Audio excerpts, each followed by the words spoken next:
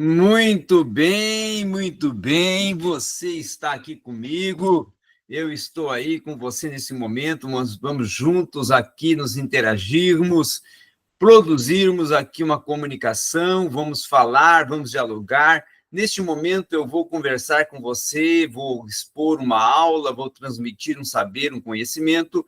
Você está nesse espaço, saber para alcançar uma maior interpretação de todas as coisas, não é? Então, aqui é o Mentoria Ser Interpretação, o espaço produzido para você. Não se esqueça, se não é inscrito, se inscreva, faça parte da família, venha se inscrever agora também, venha compartilhar o link, sempre compartilhar o nosso conteúdo, além de, claro, fazer o seu comentário e sempre dar aquele like muito bem assertivo. Hoje iremos falar de um assunto muito especial, que é sobre Parmênides de Eleia. Parmênides de Eleia.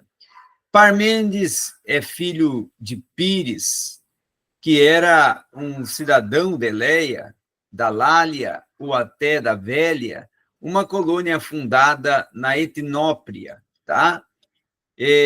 Por refugiados, inclusive, da Focéia, isso em 540 a 539 a.C. Inclusive, Diógenes vai nos dizer que ele floresceu em Ólix, tá? 504 a 500 a.C., data, inclusive, que, sem dúvida, foi fornecida por Apolodoro. Por outro lado, nós podemos dizer que Platão diz que Parmênides chegou a Atenas aos seus 65 anos, acompanhado, inclusive, por Zenon, e conversou com Sócrates, que na época era muito moço ainda. Ora, podemos também dizer que Sócrates tinha pouco mais de 70 anos quando foi condenado à morte, isso em 399 a.C. Portanto, se supusermos que era um efebo, um moço, ou seja, que tinha entre 18 e 20 anos, na ocasião da sua conversa com Parmênides, nós teremos que calcular que seria em 451 a 449 a.C. que ocorreu esse diálogo, tá? Preferir a estimativa de Apolodoro a uma afirmação expressa de Platão se torna uma atitude quase sem critério, sobretudo quando o próprio Parmênides fala de visitar todas as cidades. E nós vamos ter outras evidências da própria visita de Zenão a Atenas, na quais vamos se afirmar que Péricles o teria ouvido, e a data, podemos dizer, indicativa ou indicada por Apolodoro se basearia dentro de uma proposta mais voltada exclusivamente à data de fundação de Eleia, isso em 540 a.C. Então, podemos dizer que, dentro desse contexto todo, Parmênides nasceu no ano de 540 a.C., assim como Zenon nasceu no ano em que Parmênides floresceu. E é difícil entender até como alguém possa dar crédito a tais combinações e indicações de data. Por isso que sempre data nunca se pode afirmar. Ela sempre tem que ser colocada de uma forma aproximada, porque existem sempre essas questões de desencontros da questão da cronologia, certo? Da sequência cronológica, da sequência do tempo. Então, vimos que, segundo essa afirmação de Aristóteles, Parmênides havia já, por exemplo, sido discípulo de Xenófanes, mas era praticamente certo que isso tinha sido apenas um comentário que podemos dizer jocoso de Platão no Sofista, de que já nós tínhamos tratado. Então, o próprio Xenófanes, né, vai nos dizer que aos 92 anos ainda perambulava de um lado para o outro. E nós não devemos nos desprezar uma afirmação de Sócio, certo?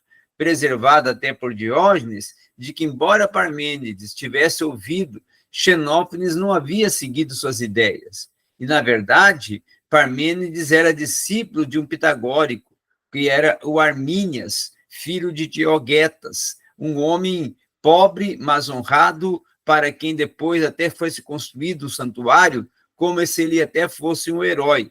Então, Armínias e não Xenófanes, ele que converteu Parmênides à vida filosófica e vai, na verdade, parecer até uma certa invenção, mas o santuário erigido por Parmênides ainda veio a existir em época posterior, como um túmulo de Pitágoras no Metaponto, que esse teria um epitáfio, não é? Também vamos falar que convém mencionar que Estrabão descreve Parmênides e Zenon como os pitagóricos, e que Cebes vai falar de um modo de vida em que o parmediano e o pitagórico se encontram. Então, é certo que, além disso, que o próprio proêmio do poema de Parmênides se torna uma descrição muito clara da alegoria da sua conversação que era empreendida nos seus diálogos, que ele considerava ser a verdade e que, na verdade, era composto de uma forma de um apocalipse órfico, tá? Então, isso seria muito natural, até se tivesse sido pitagórico na juventude, e logo não há até que hesitarmos em aceitar essa tradição de que o foi, e no tocante até a relação de Parmênides com o sistema pitagórico, nós podemos dizer que há algo a dizer mais adiante para nos trazer um olhar observador dentro de uma filosofia, dentro de uma proposta em que legisla todo um contexto de acontecimentos mais visíveis e propostos. Tá? Então, Parmênides, na verdade, ele foi o primeiro filósofo a expor seu sistema em uma linguagem metrificada, podemos dizer, e os seus predecessores, o Anaximandro, o Anaximenes e o Heráclito, eles escreveram em prosa. Os únicos gregos, na verdade, que alguma vez escreveram filosofia em verso foram justamente o Parmênides e o próprio Empedocles, que já que Xenófanes era tão pouco filósofo quanto Epicarmo, Empedocles imitou Parmênides, e esse, sem dúvida, até podemos dizer que foi influenciado pelos órficos, mas isso foi uma inovação que não veio até a se manter, tá bom? E uma outra questão também que eu gostaria de colocar é que, na maioria dos fragmentos de Parmênides, foram preservados por Simplício, que ele, na verdade, que guardou essa maioria dos fragmentos de Parmênides. E, felizmente, isso inseriu num comentário que mais tarde ele propôs e construiu sobre a numeração, inclusive, de dielas, que seria, na verdade, uma interpretação das postulações de Parmênides, tá? Podemos também acrescentar que essa questão toda ela é muito importante e até para podermos compreender a dimensão desse comentário, desse texto e de algumas articulações de Parmênides que o Simplício vai colocar em publicação, vai organizar em texto para até ser tornada conhecida. Então, está mais ou menos assim escrito: o carro que me transporta levou-me tão longe quanto desejava meu coração, quando me trouxe e colocou no famoso caminho da deusa que conduz o homem sábio por todas as cidades. E por esse caminho fui conduzido, pois por ele me levaram as sábias éguas que puxavam meu carro, e as donzelas mostraram um caminho, e o eixo reluzindo nos cubos, pois era impelido a girar pelas rodas turbilhantes em cada extremidade. Existia e emitia um som como o da flauta, que, nessa verdade, reluzia em cada extremidade como as filhas do sol, apressando-se me levar à luz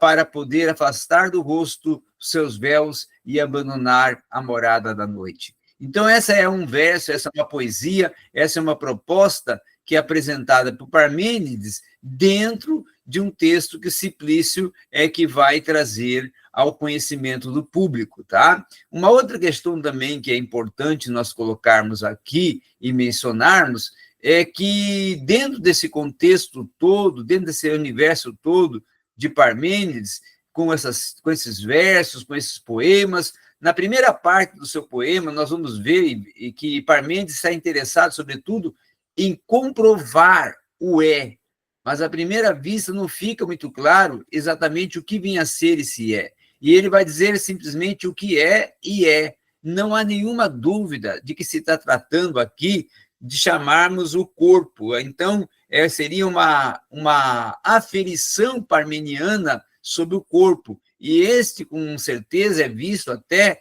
como espacialmente extenso e descrito de uma forma mais esférica, a partir da proposta até que o próprio Aristóteles vai interpretar Parmênides, dizendo que ele não acreditava em nenhuma realidade que se não fosse sensível. E Parmênides não diz uma só palavra sobre o ser, em parte alguma dos seus escritos. E é notável que evite o termo Deus, que foi usado como grande liberdade para os pensadores anteriores a ele e posteriores. Então, isso é uma afirmação do que o é equivalente exatamente a isto, que o universo é um plenum e que não há nada que se assemelhe ao espaço vazio, quer dentro, quer fora do mundo.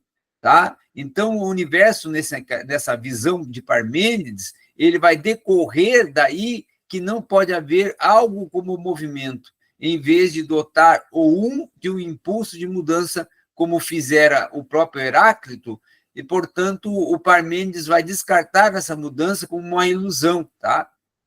E vai mostrar, de uma vez por todas, que se um for levado a sério, é forçoso negar tudo ou mais, ou todas as soluções anteriores em questão podem estar até erradas. Então, Anaximínides pensava em salvar a unidade a partir de uma substância primordial e de uma teoria da rarefação e de uma explicação pitagórica que vai implicar na existência de um espaço. Então, esta é a proposta, essa é a articulação, e este é o processo de todo um contexto que Parmênides vai trazendo, principalmente tratando a questão que atribui da visão de que o ser e o não ser são idênticos. O ser e o não ser são idênticos porque o filósofo é quem ataca. Então, ele vai dizer que não é o mesmo e não o mesmo.